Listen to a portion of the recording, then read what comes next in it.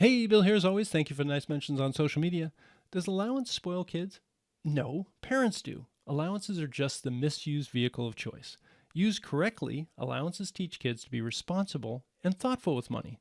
If you're seeing otherwise, your allowance approach just needs a tune-up. Try this checklist. 1. A well-tuned allowance tracks a budget. Why guess at the right amount? Sit down with your kid and list the things the allowance should cover. If it's just little knickknacks for your youngster, set the allowance to the price of a favorite regular treat plus a small fraction of a modest toy purchase, enough to require plenty of patient saving over time.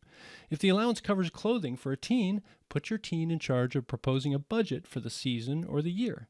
Review and revise to negotiate the final amount. 2. A well-tuned allowance forces trade-offs. If you don't see your child agonizing over tough financial choices, you're giving too much allowance. As Oprah says, you can have it all, just not all at once.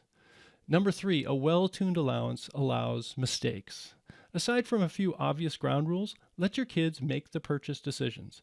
A bad purchase is a learning opportunity.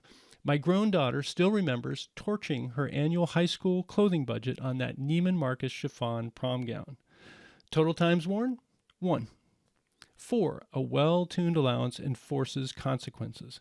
Going cold turkey on clothing for the remainder of the school year is what made my daughter's prom gown decision so memorable. A bailout from mom and dad would have erased the memory.